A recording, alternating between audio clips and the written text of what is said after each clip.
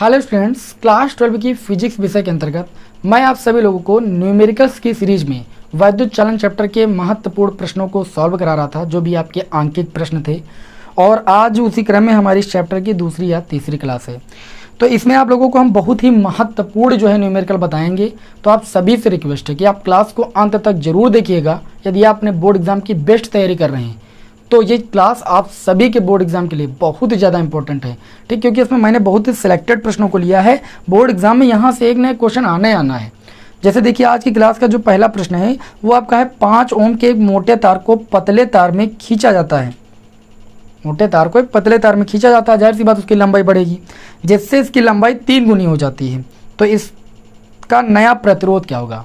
ठीक है, एक मोटा तार था, उसको पकड़ कर कायदे से खींच दिया गया है और इतना खींचा गया है कि उसकी लंबाई वो 3 गुना कर दी गई है। तो जो अब वो तार है उसका प्रतिरोध कितना होगा? तो जब किसी चालक तार को, ठीक है, खींच कर उसकी लंबाई में वृद्धि कर दी जाए, लंबाई में परिवर्तन कर दिया जाए, तो जो नए तार का प्रतिरोध होता है, सूत्र को याद रखिएगा, बहुत इंपॉर्टेंट प्रश्न है। नए तार का जो प्रतिरोध होता है, नए तार का प्रतिरोध 1 नंबर 2 नंबर में प्रश्न कई बार आया है। नए तार का प्रतिरोध R डैश बराबर होता है n स्क्वायर इंटू में कैपिटल R, जहां R होता है पहले जो आपका तार का प्रतिरोध था, n जो होता है जितने गुना आपका बढ़ाया जाता है, और जो R डैश होता है वो नया तार का प्रतिरोध होता है जो बढ़कर हमें प्राप्त होता है।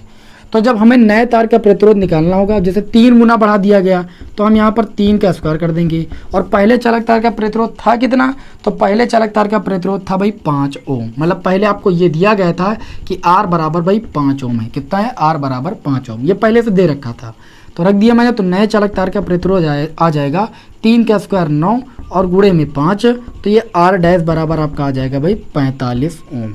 ऐसे प्रश्नों को भाई याद रखिएगा, ठीक है, कि जब किसी चालक तार को बढ़ाकर खींच कर उसकी लंबाई में परिवर्तन कर दिया जाए तो नए चालक तार का प्रतिरोध R डैश बराबर होता है n स्क्वायर R, ठीक है। जहाँ पर जितने गुना बढ़ाया जाएगा उस n के स्थान पर मान रख दोगे और जो पहले चालक तार का प्रतिरोध था वो मान रख दोगे, ठीक है। इस तरीके से आप आराम से प्राप्त कर सकते हो सकता है क्वेश्चन में ऐसे भी पूछ लिया जाए कि जो नए चालक तार का प्रतिरोध मिलता है वो इतना मिलता है, हमें पहले नहीं पता था कितना था और लंबाई इतनी बढ़ाई गई है इतने गुना, तो हो सकता है इस आर का मान पूछ ले, तो आप इसी सूत्रों को लगाकर निकाल सकते हो आराम से। आज की क्लास का जो अगला प्रश्न है उसको ध्यान से देखिए। आज की क्लास का हमारा अगला प्रश्न है क्वेश्चन नंबर 2। इसमें ये बोला जा रहा है कि 12 वोल्ट की कार बैटरी से जलाने के लिए हेडलाइट में 60 वाट का बल्ब चाहिए। यह बल्ब कितनी धारा लेगा तथा इसके लिए कितने प्रतिरोध का तंतु लगेगा? देखिए भाई, 2 चीज़ें पूछा जा रहा है। इसमें यह बता जा रहा है कि V बराबर अगर 12 वोल्ट है, V बराबर कितना भाई? 12 वोल्ट है, ठीक। तो जलाने के लिए हेडलाइट में 60 वाट का बल्ब चाहिए। क्षमता दी गई है, क्षमता को हम P से लिखते हैं, वो आपको 60 वाट दी गई है। आपसे ये बोला जा रहा है कि यह बल्ब कितनी धारा लेगा। सबसे पहले तो आप धारा का मान बताइए। दूसरी बात पूछा जा रहा है कि इसके लिए कितने प्रतिरोध का तंतु चाहिए, यानी R का मान भी पूछा जा रहा है। तो सबसे पहले P और V से हम I का मान निकालेंगे, तो हम जानते हैं कि P बराबर क्या होता है? VI होता है, ठीक है ना। तो P बराबर VI से वैद्युत सामर्थ्य बराबर होता है, तो I बराबर आपका हो जाएगा P बटे में V। P का मान दिया गया 12 वोल्ट और V का मान कितना दिया गया भाई? P का मान दिया गया 60 वोल्ट और V का मान दिया गया 12। 12 से 60 को काटेंगे तो I बराबर 12 पंचे 60, 5 एम्पियर की वो धारा हमें मिल जाएगी। अब इसमें ये बोल रहे हैं, देखिए इस प्रश्न में और भी बोला जा रहा है। इसमें ये बोल रहे हैं कि यह बल्ब कितनी धारा लगा, तो इसके लिए कितने प्रतिरोध का तंतु चाहिए, यानी आर भी का मान ज्ञात कीजिए। आपको आर का मान निकालना है। यदि धारा I बराबर 5 एम्पियर है तो आप ये बताइए प्रतिरोध कितना होगा। तो आप कहोगे ओम के नियम से हमने पढ़ा है, ओम के नियम से आपने क्या पढ़ा है कि जो V बराबर होता है वो IR के बराबर होता है, ठीक है ना। R बराबर V अपान I होता है। तो यहाँ से देखें तो V का मान हमको दिया गया था भाई 12 वोल्ट, I का मान मैंने निकाल लिया है 5 और हमें R का मान ज्ञात करना है। तो R बराबर आ जाएगा 12 बटे में भाई 5। R बराबर 12 को आप 5 से भाग करोगे तो 5 दूनी 10 हो जाएगा, दशमलव लगाओगे 2 बचा 0 बढ़ गया, 5 चौक 20। ये प्रतिरोध है, प्रतिरोध का मात्रक ओम होता है। इस तरीके से आपको प्रतिरोध का मान ज्ञात कर लेना है, ठीक है ना। ये क्वेश्चन आपके बोर्ड एग्जाम में आया था तो मैंने सोचा इसको बता देते हैं।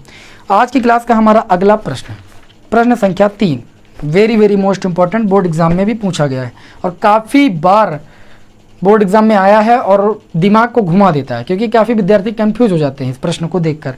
देखिए, ये आज की क्लास का हमारा क्वेश्चन नंबर 3 होगा। इसमें बोला जा रहा है कि एक 220 वोल्ट तथा 100 वाट के बल्ब को 110 वोल्ट के स्रोत से जोड़ा जाता है। बल्ब द्वारा प्रयुक्त वैद्युत शक्ति की गणना कीजिए। प्रश्न को ध्यान से पढ़िए। 220 वोल्ट और 100 वाट दिया गया है। तो 220 वोल्ट का मतलब विभवांतर दिया गया है कि 220 वोल्ट, ये आपको विभवांतर दिया गया है। और प्रश्न में बोला जा रहा है कि 100 वाट के बल्ब को, वाट मतलब क्षमता P बराबर 100 वाट दिया गया है। बोला जा रहा है कि के बल्ब को 110 वोल्ट से के स्रोत से जोड़ा जाता है, तब बल्ब द्वारा प्रयुक्त वैद्युत शक्ति की गणना कीजिए, यानी आपको P का मान निकालना है। तो सबसे पहले देखिए, P का मान आपको दिया गया है, तो आप देखिए सूत्र लगा सकते हो। P बराबर V²/R, P बराबर V²/R। क्यों लगाओगे? देखिए, आपको यहाँ पर V का मान दिया गया था, क्षमता का मान दिया गया था, तो आप बल्ब का प्रतिरोध पहले आप निकाल लीजिए। जब प्रतिरोध आप निकाल लोगे तो यहाँ से आपको R बराबर मिलेगा V² में, P बटे में चला जाएगा, तो R बराबर V का मान कितना भाई 220, V² है तो 220 का 2 बार लिखेंगे और गुणा कर देंगे। P का मान 100 वाट है, 100 लिख दिया, 2 जीरो से 2 जीरो मैंने कैंसिल कर दिया, 22 का गुणा किया तो कितना हो गया भाई 484। ये प्रतिरोध है, प्रतिरोध का मात्रक ओम होता है, मैंने प्रतिरोध निकाल लिया। लेकिन प्रश्न में ये बोला जा रहा है कि बल्ब द्वारा प्रयुक्त वैद्युत शक्ति की गणना कीजिए। आपको वैद्युत शक्ति की गणना अब करना है, ठीक है ना, जब 110 वोल्ट से जोड़ा जा रहा है। यही तो बोला जा रहा है कि 110 वोल्ट के स्रोत से जोड़ा जाता है, तो बल्ब द्वारा प्रयुक्त वैद्युत शक्ति की गणना कीजिए। तो आपको निकालना है P डैश का मान। किसका मान निकालना है? मतलब यहाँ पर जो P दिया था उससे बात नहीं है, 110 वोल्ट से जोड़ा गया, तो आप जो आपका वैद्युत शक्ति वो बताइए। तो P बराबर पुनः आप यही सूत्र लगाओ, V²/R। पुनः इसी सूत्र को हम लगाएंगे। तो P डैश मतलब हमको जो है क्षमता का मान निकालना है। विभवांतर कितने वोल्ट के विभवांतर से जोड़ा जाता है? 110। अब 110 विभवांतर दिया गया, तो 110 गुणे में 110 और बटे में R। प्रतिरोध का मान आपने निकाला है, कितना निकाला भाई? आपने निकाला 22 गुणे 22 मतलब 484। मैंने 22 गुणे 22 लिख लिया, जिससे कैलकुलेशन समझ में आए। देखिए 11 एक कम 11 यानी, और 11 दूना 22, 11 एक कम 11 10, 11 दूना 22, 2 से 10 को काटेंगे 5 और 2 से 10 को काटेंगे 5, ऊपर 5, 5 का गुणा कितना हो जाएगा भाई 25। ये क्षमता है, क्षमता का मात्रक क्या हो जाएगा? वाट। यहाँ पर ये चीज़ ध्यान देना था कि आपको जो सप्लाई दी जा रही है वो कितने वोल्टेज की दी जा रही है? 110 वोल्ट के स्रोत से जोड़ा जाता है। तो आपको ये चीज़ यहाँ पर ध्यान देना है कि जो वोल्टेज का मान है वो 110 किया गया है, तो प्रतिरोध का मान मैंने निकाल लिया था, मैंने वैल्यू रख दिया, तो हमको क्या पता चल गया? बल्ब द्वारा प्रयुक्त वैद्युत शक्ति का मान पता चल गया। उम्मीद करता हूँ कि समझ में आ गया होगा। आज की क्लास का जो हमारा अगला प्रश्न है वो है हमारा प्रश्न संख्या भाई 4। चलिए देखते हैं कि प्रश्न संख्या 4 में क्या बोला जा रहा है। काफ़ी इंपॉर्टेंट क्वेश्चन है, तो प्रश्न संख्या 4 को ध्यान से देखिएगा भाई। इसको थोड़ा सा रफ कर देते हैं। देखिए भाई, प्रश्न संख्या 4 में ये बोला जा रहा है कि 3 बल्ब हैं जिनके प्रतिरोध 5 ओम, 10 ओम और 25 ओम है। 3 बल्ब हैं, ठीक है ना, 3 बल्ब हैं। पहले बल्ब का प्रतिरोध 5 ओम है, दूसरे बल्ब का प्रतिरोध 10 ओम है ना, और तीसरे प्रतिरोध का बल्ब का प्रतिरोध जो है वो 25 ओम है। इसमें ये बताया जा रहा है कि श्रेणी क्रम में लगे हैं, 120 वोल्ट पर जलाए जाते हैं। ठीक है, ये श्रेणी क्रम में लगे हैं, तो जो तुल्य प्रतिरोध आएगा, वो आपका R बराबर R1 plus R2 plus R3 से प्राप्त होगा। तो R बराबर 5 प्लस 10 प्लस 25 कितना हो जाएगा? 40 ओम हो जाएगा। अब ये 120 वोल्ट से जलाए जाते हैं, यानी V बराबर आपका 120 वोल्ट है। ठीक है, तो परिपथ में कितनी धारा है आपको बताना है कि जो धारा I का मान है वो कितना है। और दूसरे ऑप्शन में एक चीज़ और पूछी गई है कि प्रत्येक बल्ब में कितना विभव पतन होगा, मतलब प्रत्येक बल्ब का अलग अलग आप विभव ज्ञात कीजिए भाई। तो देखिए भाई, 3 बल्ब हैं तो 3 विभव आएंगे। ये चूंकि तीनों बल्ब आपके श्रेणी क्रम में जुड़े हुए हैं, और श्रेणी क्रम में क्या होता है भाई, विभवांतर का मान सेम नहीं होता है बल्कि धारा का मान सेम होता है। तो सबसे पहले हम धारा तो निकाले भाई, तो सूत्र लगा देंगे I बराबर V/R। ठीक, इस वाले सूत्र से हम धारा का मान निकालेंगे, तो V का मान 120 है, R का मान कितना है भाई, R का मान 40 आया है, 4 3 12, यानी I बराबर आ जाएगा 3 एम्पियर की धारा। अब चूंकि ये तीनों जो बल्ब थे वो श्रेणी क्रम में थे, और श्रेणी क्रम में धारा का मान भाई सेम होता है। ठीक, जितनी धारा इसमें बहेगी उतनी धारा इसमें, उतनी धारा इसमें। तो आप बताइए तीनों का विभवांतर क्या होगा। तो V1 बराबर पहले बल्ब का विभवांतर निकालोगे तो आप सूत्र लगाओगे IR1। ठीक, यानी धारा सेम होगी। धारा कितनी है 3, R1 का मान कितना 5, तो ये आपका हो जाएगा 5 3 15 वोल्ट, यानी पहले बल्ब का जो विभवांतर हो जाएगा वो 15 वोल्ट हो जाएगा। इसी तरीके दूसरे बल्ब का विभवांतर निकालोगे तो IR2 सूत्र लगाओगे, धारा उतनी रहेगी, प्रतिरोध कितना हो गया 10 कितना हो जाएगा 30 वोल्ट। क्लियर। फिर तीसरे बल्ब का विभवांतर निकालोगे, सूत्र लगा दोगे IR3। आई धारा कितनी प्रवाहित हो रही है भाई 3, और R3 का मान कितना 25 और 3 का गुणा करोगे 75 वोल्ट का विभवांतर होगा तीसरे बल्ब का। इस तरीके से इस क्वेश्चन को सॉल्व करना है। उम्मीद करता हूँ क्वेश्चन पसंद आया होगा। ठीक, बढ़िया क्वेश्चन था। थोड़ा सा फिगर वाले क्वेश्चनों की ओर चलते हैं। फिगर वाले क्वेश्चन भी आपके बोर्ड एग्जाम में आते हैं, तो इसको यहाँ पर रफ करें भाई। चलिए भाई इसको रफ करते हैं और फिगर वाले क्वेश्चनों की ओर हम बढ़ते हैं। ठीक है ना। आज की क्लास के हमारे ये जो आगे के 2-3 क्वेश्चन अभी बचे हैं बहुत ही इंपॉर्टेंट हैं, इसको ध्यान से देखिएगा। लेकिन निम्न परिपथ में यदि बिंदुओं ए व बी के बीच तुल्य प्रतिरोध 2 ओम है तो आर का मान ज्ञात कीजिए। ये कुछ परिपथ आपका ऐसे बना हुआ है, ऐसे बना हुआ है, और उसके बाद यहाँ पर एक प्रतिरोध लगा हुआ है।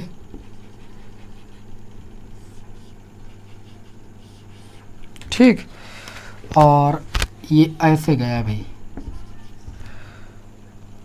ये धारा ऐसे तार में ए और बी, ये 2 पॉइंट हैं। इसमें भाई 4 ओम दिया गया है, ये 8 ओम दिया गया है, ये 12 ओम दिया गया है। बोला जा रहा है ए व बी के बीच तुल्य प्रतिरोध 2 ओम है। तुल्य प्रतिरोध का मतलब आर बराबर 2 ओम है। तो आप ये बताइए कि आर का मान इसमें क्या होगा। तो चूंकि आप कहोगे चूंकि तीनों प्रतिरोध किस क्रम में आपको दिखाई दे रहे हैं, समांतर क्रम में दिखाई दे रहे हैं। तो तीनों प्रतिरोध समांतर क्रम में हैं। तो समांतर क्रम में होते हैं, तो जो समांतर क्रम में तुल्य प्रतिरोध का व्यंजक होता है 1/R = 1/R1 + 1/R2 + 1/R3 होता है। तो 1/R की बात करें तो 2 का मान 2 दिया गया है। R1 पहला प्रतिरोध 4 ओम का है, दूसरा प्रतिरोध 8 ओम का है, तीसरा प्रतिरोध 12 ओम का है। तो देखिए इसको हल करेंगे 1/2, ठीक है, बराबर इसको हल करेंगे, एलसीएम ले लेंगे भाई 12 इन दोनों में। इसको लिखा रहने देंगे, 1/R को लिखा रहने देंगे। 12 और 4 में एलसीएम लेंगे 12, 4 3 12 3 हो जाएगा, और 12 1 भाई 12 1 हो जाएगा।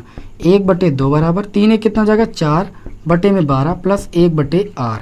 इसको हल करेंगे तो 1/R बराबर, ये देखिए 4 1 4 4 3 12, 1/3 इधर जाएगा, तो 1/2 की इधर जाएगा तो ये माइनस का 1/3 हो जाएगा। 1/R बराबर 3 1 3 - 2 1 2, और बटे में 3 दूनी 6। 1/R बराबर 3 से 2 जाएगा 1, और बटे में भाई 6। कैंची गुणा करेंगे तो R बराबर आ जाएगा 6 ओम। यानी इस परिपथ में जो ये 8 ओम का प्रतिरोध बना है इसका मान कितना आ जाएगा भाई 6 ओम आ जाएगा।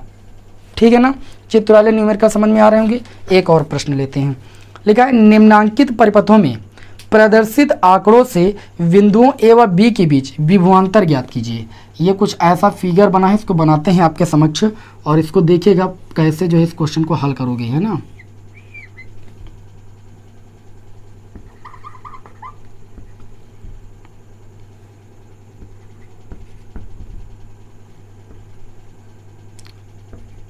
छः ओम है, ये 4 ओम है,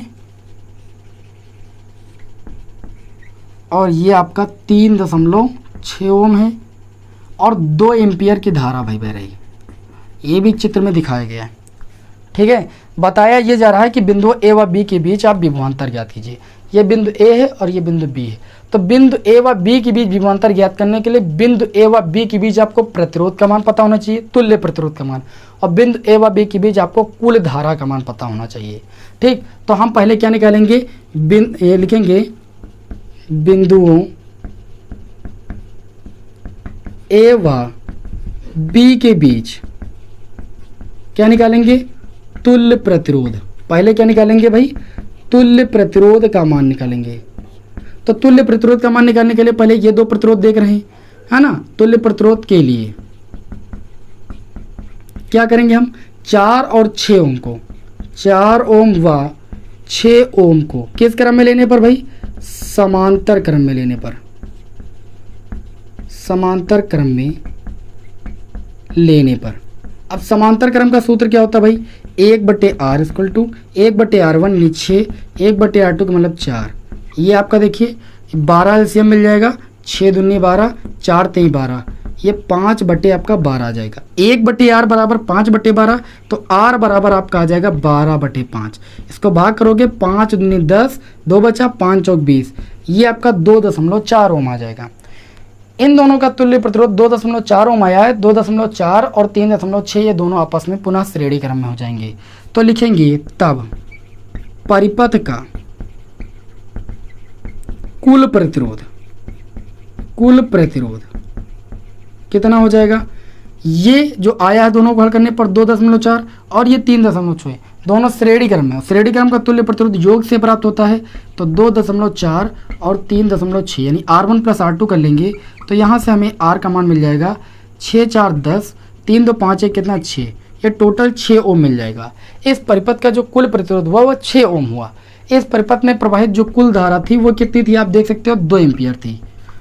तो विभवांतर निकालना है, तो विभवांतर V बराबर लगा देना IR।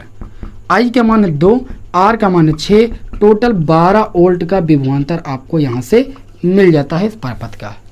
ठीक है ना। आज की क्लास में देखिए मैंने आपको ये वैद्युत चालन चैप्टर के बहुत ही महत्वपूर्ण जो है न्यूमेरिकल सॉल्व कराए हैं।